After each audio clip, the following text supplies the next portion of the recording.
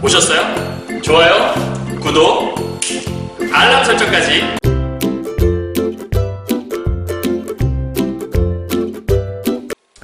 안녕하세요. 경화여고 1학년 학생 여러분, 그리고 전국에서 올림포스 국어 EBS 교재로 현대시를 혹시 공부하고 계시는 여러분 만나서 반갑습니다. 선생님은 세계 최강 국어쌤 조인수 선생님입니다. 오늘은요, 선생님이 지난 시간에 경화여고 학생들, 선생님이 이제 근무하고 있는 경화여고 학생들이 이번 시험 범위에 올림포스 국어의 현대시가 좀 꽤 많이 들어가더라고요. 그래서 지난 시간까지는 선생님이 남신우주 유동 박시봉방에 대한 건 이미 강의를 찍어 놓은 걸로 알려드렸었고, 그 다음에 고재종의 첫사랑은 올림포스 국어에도 있지만 이제 1학년 학생들 배우는 신사고 국어 교과서에도 있어서 그 강의도 찍어 드렸고, 그 다음에 신사고 국어 교과서에는 윤동주의 자화상이라는 작품 찍어 드렸고, 오늘은 지난 시간에 박두진의 해에 이어서 윤동주의 정지용의 향수라는 작품에 대해서 강의를 해드리려고 해요.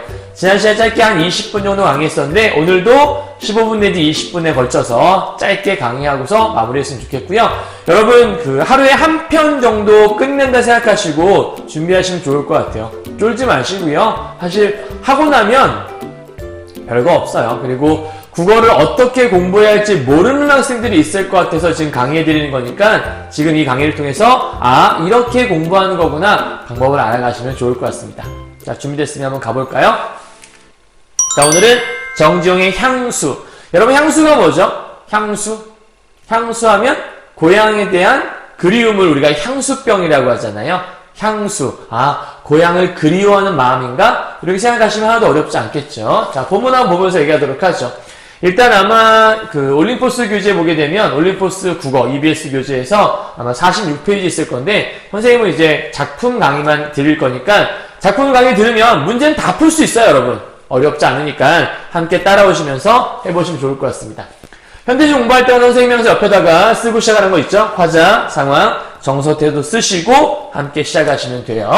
자, 일단 보죠. 넓은 벌 동쪽 끝으로 옛 이야기 지줄대는 실개천이 휘돌아 나가고. 여러분, 이 노래 혹시 아세요? 이게 가곡이에요. 넓은 벌 동쪽 끝으로 옛 이야기 지줄대는 실개천이 휘돌아 나가고, 뭐 이런 노래예요. 그러니까 노래 되게 예뻐요. 그냥 성악톤으로 불러요. 넓은 벌동 이렇게 부르는 거거든요. 선생님은 그냥 부르겠는데, 그만큼 좀 뭔가 아름다운 고향의 풍경을 노래하는 작품이라 볼 수 있는데, 여러분 일단 선생님 네모를 좀 쳐온 부분이 있어요. 넓은 벌이라는 공간, 그 다음에 여기는 보면 밤이라는 공간이 나오는데, 사실은 이제 겨울밤을 의미하는 거고요. 세 번째에서는 풀숲이라는 공간이 나오고요. 그다음 네 번째는 여기는 딱히 뭐 써있지 않은데, 어린 누이와 아내가 지금 어디 있냐면 밖에서 일을 하고 있으니까 뭐 들판 정도. 그 다음에 다섯 번째로는 서리가 나오는 거 보니까 뭐 가을 밤 정도. 그러니까 지금 선생님이 얘기했던 것들은 이 시에서 말하고 있는 배경들을 얘기하거든요. 그 배경에 따른 시상 전개가 조금씩 드러나요. 그래서 그런 것들 위주로 공부하시면 될 것 같아서, 첫 번째요. 넓은 벌이라는 배경 속에서 무엇을 보고 있냐? 동그라미 친 것들을 보고 있는 거예요. 실개천이 있고 황소가 있고요.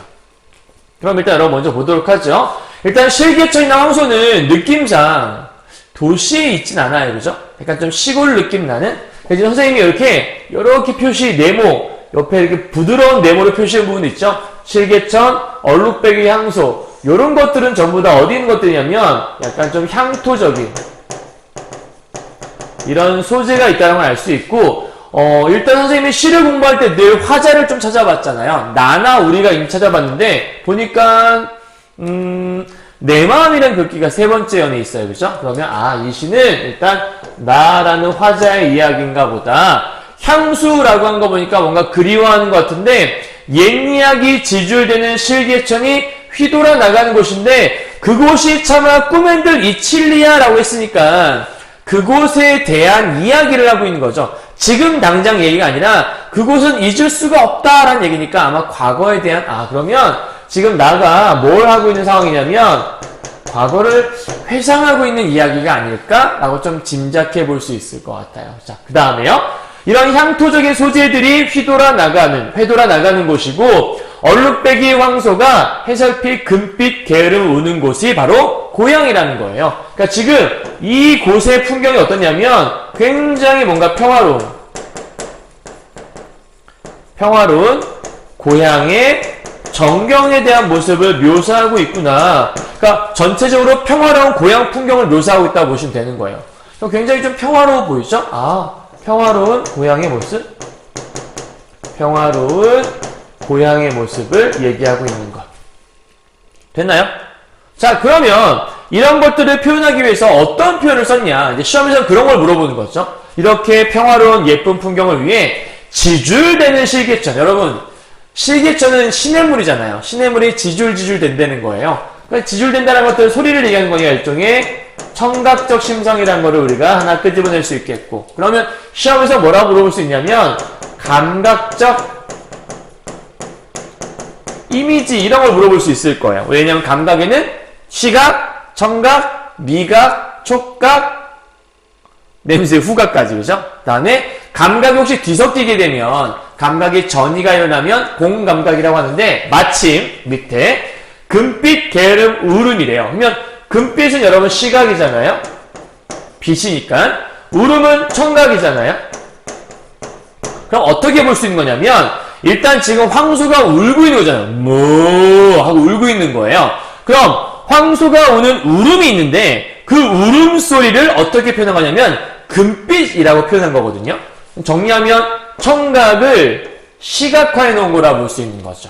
그래서 청각의 시각화라고 쓸 수 있는 거거든요. 그러면 이 청각이라는 감각이 시각이라는 감각으로 전이가 일어나고 있는 거예요. 그래서 이런 걸 우리가 뭐라고 하는 거냐면 공감각적 심상이라고 설명을 하죠. 그리고 우리가 시험에서는 공감각적 심상이라는 말을 뭐라고도 표현하냐면 감각의 전이라는 말로도 설명할 수 있을 거예요. 그러니까 선지를 볼 때 이런 말들 나오게 되면 다 맞는 말이구나라고 생각하시면 어렵지 않다는 얘기죠. 되셨나요? 자, 나올 만한 건 다 말씀드렸어요. 자, 울음을 우는 곳, 그곳이 바로 이렇게 연결돼요. 그러니까 지금 여기 있는 이 선 있죠. 이 선은 그곳에 대한 이렇게 연결선이라고 보시면 되는 거예요. 연결. 그러니까 끊어지는 게 아니라는 거죠. 이러한 곳, 그곳, 여기에요.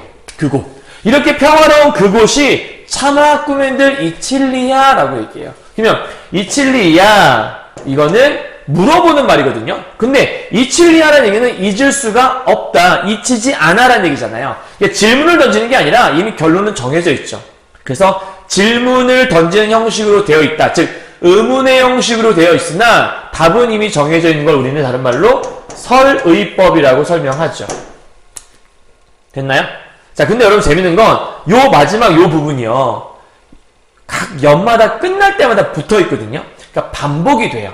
그럼 우리가 반복되는 부분을 뭐라고 하냐면 우리가 후렴구라고 설명하잖아요. 그죠? 자, 그러면 여러분 중요한 게 있는데 이 후렴구의 기능이라는 게 있어요. 그래서 여기다가 따로 설명을 해줄게요. 잘 보세요. 일단 시험에서 이런 거 물어볼 수 있을 거예요. 이 시가 나온다면 이 후렴구, 요 후렴구의 기능이 뭐냐라고 물어볼 수 있거든요. 그러면 이 후렴구는 모든 연마다 반복이 되잖아요. 기본적으로 고전 시간은 음보에 따라 운율이 형성되지만 이런 현대시들은 운율이 안에 숨어 있어요. 그러면 어떻게 운율을 찾을 수 있지? 기본적으로 운율은 반복이 일어나면 운율이 생겨요. 그러니까 후렴구는 반복되는 거니까 첫 번째 후렴구를 통해서 운율이 형성된다라고 설명할 수 있다는 얘기죠. 이해했나요? 운율 형성. 다음 두 번째, 모든 연마다 끝날 때마다 같은 구절이 있잖아요. 그러면 일단은 똑같은 틀이 고정되어 있는 거예요. 틀이 고정되어 있다는 거는 시가 동일하게 보이는 거니까 뭔가 좀 안정적으로 보일 수 있겠죠? 다른 말로 형태적인 안정감을 부여한다. 이런 말들도 아마 시험에 나올 수 있을 거예요. 형태적 안정감. 다음 이제 세 번째요. 이 시는 이 후렴구가 나오면 연이 끝나는 거예요. 아, 연을 구분해주는 역할을 하는구나. 그렇죠. 그래서 연을 구분해주는 역할을 하는 것이 바로 이 후렴구의 기능. 그렇다면 연을 구분해서 형태적인 안정감을 주게 되면 어떠한 기능까지 할 수 있냐면 일단 기본적으로 통일성을 부여할 수 있죠. 모든 시가 비슷하게 끝나는 거니까 통일성을 준다라고 설명할 수 있는 거예요. 그리고 마지막 5번째는 여기다 쓸게요. 결국 그곳은 차마 잊을 수가 없다라는 거니까 진정 얘가 하고 싶은 얘기는 너무나 그곳이 그리워요라는 것들, 너무나 간절한 그리움을 표현하는 거거든요. 그렇다면 이 시에서 말하고자 하는 고향에 대한 그림이 주제니까 그 주제를 강조할 수 있는 부분이다. 이렇게 설명할 수 있는 거예요. 되셨나요? 오케이? 그러니까 후렴구에 대한 이 5가지 기능에 대한 것들은 물어보기 되게 쉬워요. 많이들 물어볼 거고요. 꼭 기억하셔야 돼요. 알았죠? 자, 1년에서 정말 중요한 것들이 많이 있어서 설명드린 거니까 이러한 내용들을 잘 기억하고 계시면 시험에 어렵지 않게 활용할 수 있을 겁니다. 자, 이해하셨죠? 자, 2형 가보도록 할게요. 질화로에 재가 식어지면요 말 나오네요. 그럼 보세요. 질화로에 재가 식어지잖아요. 그러면 재가 식었다는 얘기는 무슨 얘기냐면 불이 꺼져가고 있다는 얘기잖아요. 그럼 불이 꺼져가고 있다는 얘기는 무슨 얘기냐면 시간이 흘러가고 있구나. 이 부분은 시간의 흐름, 다른 말로 시간이 경과되고 있다. 이거를 설명할 수 있는 말이라는 얘기죠. 자, 그리고 이 질환에 재가 식어가면 지금 밤이 쭉 깊어가고 있다는 뜻일 거예요. 빈 밭에 밤바람 소리가 그러면 재가 식어졌다는 얘기는 불을 피웠다가 불이 꺼져간다는 얘기잖아요. 우리가 여름철에 불을 피우진 않죠. 그렇다면 지금은 겨울이라는 걸 알 수 있겠고 그 겨울 밤바람 소리가 말을 그냥 재밌는 표현인데 밤바람 소리가 말을 달린다? 그럼 소리는 청각이잖아요. 근데 소리가 말을 타고 달린다라는 모습은 사실은 시각적인 거잖아요. 그러니까 지금 바람 소리가 들리는데 그 청각적인 것을 말을 달린다라고 눈으로 보인다라고 표현하고 있는 거니까 이거 역시도 청각의 시각화라고 볼 수 있는 거죠. 이것도 공감각적 심상에 해당되는 부분이죠. 그리고 재밌는 표현 비인이란 단어. 이 비인이란 단어는 원래는 빈이라고 써야 되는 거잖아요. 근데 빈을 시에서만 비인이라고 맞춰주는 거예요. 왜냐면 글자 수를 좀 맞춰주는 거죠. 그래서 한 글자 한 글자를 우리가 음절이라고 하는데 음절 수를 조절해서 글자 수를 맞추고 있어요. 이것은 시에서만 허용하는 거기 때문에 이런 걸 우리가 시적 허용이라고 하는 거죠. 그래서 시적 허용에 대한 것들은 음절수 조절이라고 시험에 나올 수도 있고 시적 허용이라고 나올 수도 있으니까 같이 알아두시면 좋아요. 자, 여기서는 아까는 고향의 평화로운 풍경을 묘사했다면 그 고향에 누가 있냐? 아버지가 계셨다는 거죠. 그 아버지에 대한 회상을 노래하고 있는 거예요. 아버지가 집 베개를 돌아 고이시는 곳, 아버지가 집 베개를 베고 누워 계시는 곳이라는 거죠. 됐죠? 이게 2년의 내용 끝이에요. 어렵지 않죠? 오케이? 다음 이제 3년으로 가볼 거예요. 갑시다. 흙에서 자란 내 마음이 나오네요. 자, 좀 전까지는 우리가 흐름도를 잘 살펴보시면 되는데 이 시의 1년에서는 평화로운 고향의 전경을 노래했고 그 고향의 전경 속에서 첫 번째 누굴 떠올렸냐면 겨울밤에 그 방 안에서 이렇게 편안하게 누워 계시는 그러니까 아버지의 모습을 떠올렸던 거죠. 자, 아버지에 이어서 이번에는 내 마음이 나오니까 이거는 아마 화자에 대한 걸 떠올리고 있나 봐요. 흙에서 자란 내 마음. 그러면 흙에서 자라왔다라는 거니까 아마도 여기의 모습은 어린 시절의 화자의 모습이 들어있는 거죠. 어린 시절 화자의 모습이 들어있는 거고 파란 하늘빛 똑같은 거예요, 여러분. 원래 파라는 파란이잖아요.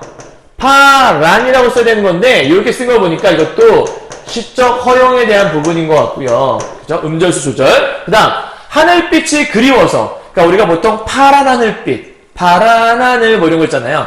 푸른색은 우리가 보통 이상적인 것들 모습을 얘기할 때 쓰거든요. 그래서 파란 하늘빛은 뭐냐면 어린 시절에 꾸었던 그 이상 혹은 꿈 같은 걸 얘기하는 거예요. 그런 이상이나 꿈 같은 것들을 그리웠다. 계속 그리움을 얘기하죠. 그러니까 어린 시절 꾸었던 그 이상과 꿈, 그러니까 그 어린 시절에 이상이나 꿈을 쫓아서 함부로 쏜 화살을 찾으러 다녔대요. 이 화살을 쫓아다니는 게 뭐냐면 화살을 푹 쏘고 그 화살, 내 화살 어딨지? 막 여기서 뒤지고 다니는 모습이 일종의 자신의 꿈을 동경하며 다 이렇게 어린 시절 열심히 꿈을 찾아 떠났던, 꿈을 찾아 열심히 살았던 그 모습을 얘기하는 거고, 그렇게 찾으려 풀섭 이슬에 함추름 휘적시던 곳도 있어. 이 함추름이라고 하는 건 뭐냐면 일종의 사투리라고 볼 수 있거든요. 사투리. 그래서 이 시는 나중에 시험에서 뭘 물어볼 수 있냐면 우리말의 아름다움을 잘 표현한 시 이런 것들을 또 물어볼 수 있어요. 그래서 이 부분은 뭐에 대한 것이냐? 어린 시절 화자에 대한 모습들을 쭉 나열하고 있다고 보시면 되는 거예요.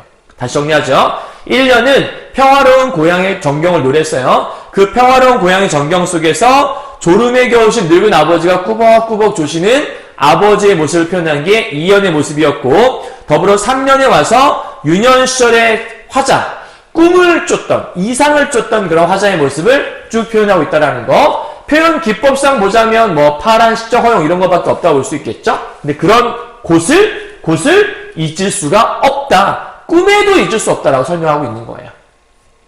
됐나요? 자, 5형까지거든요. 4형 가보죠. 어린 시절 화자까지 넘어갔어요. 이번엔 또 다른 대상이 나와요. 갈게요.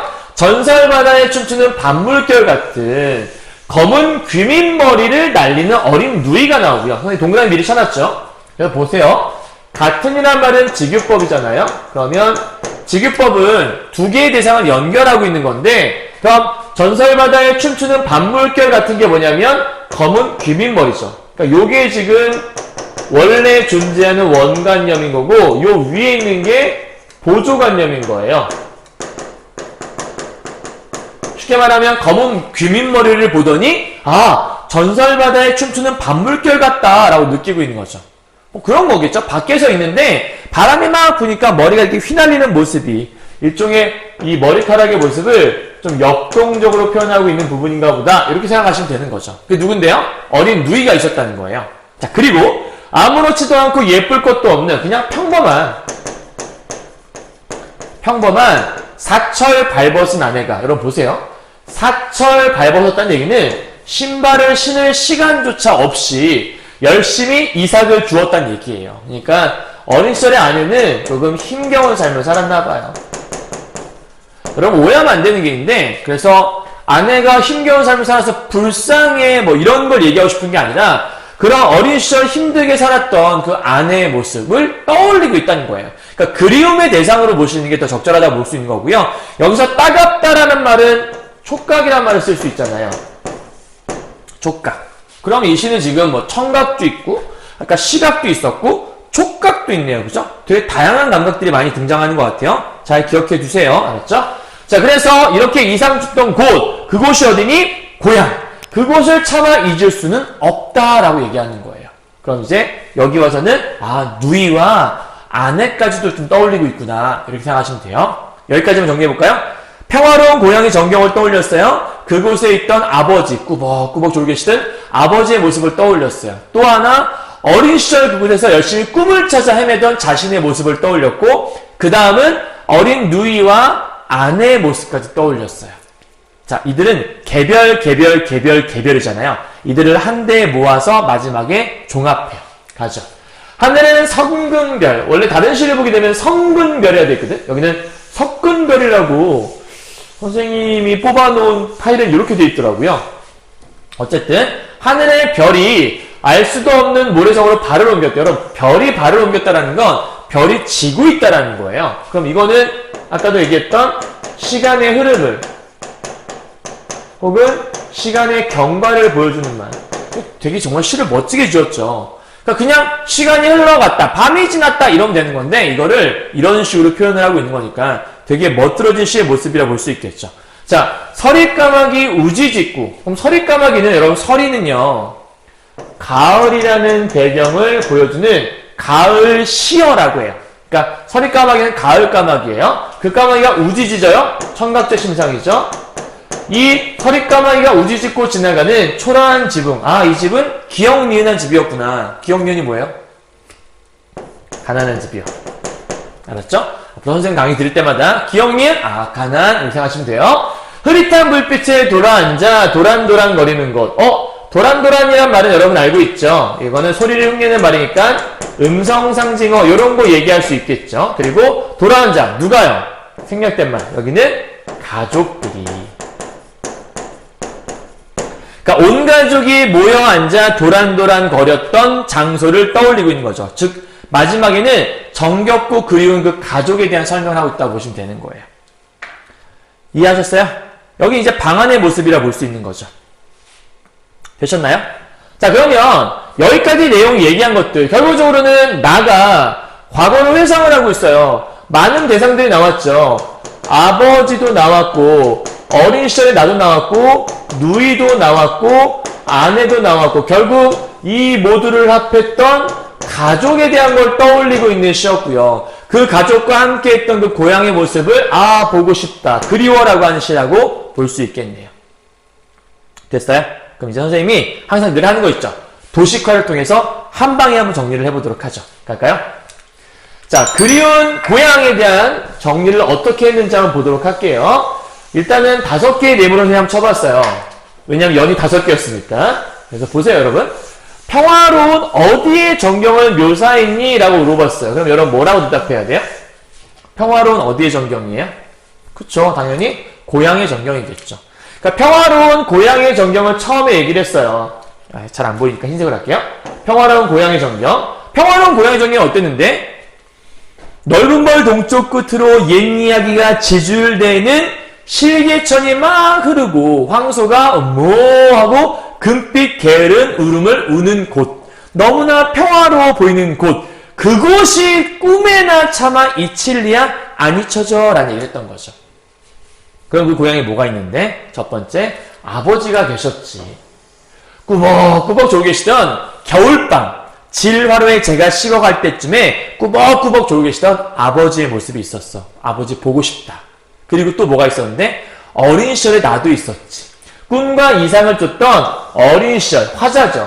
화자의 어린 시절, 자신의 어린 시절을 회상했었죠. 그래서 막 화자를 쫓아가기도 하고 막 푸른 하늘빛을 쫓아가기도 했던 그런 모습이 있었어요.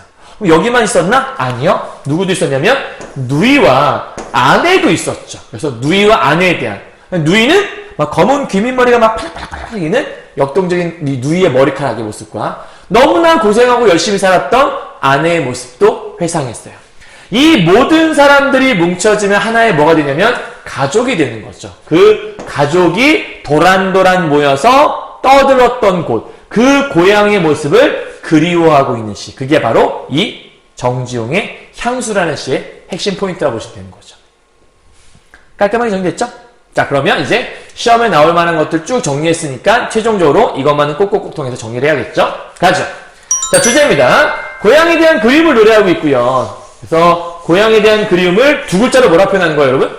이것이 바로 향수라고 표현하는 거죠. 다음 특징이요. 향토적 소재를 통해서 고향을 형상화하고 있다. 아까 향토 소재에 나왔었죠. 예를 들면 실개천, 황소, 질화로, 그다음에 집베개 이런 것들은 다 도시에 있는 것들은 아니니까요, 그렇죠? 다음 두 번째, 다양한 감각적 이미지가 들어왔었는데 많았죠. 아까 시각도 있었고,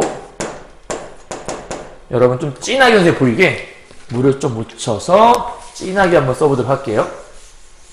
뭐가 있었냐면 시각도 있었고, 잘 보이나요?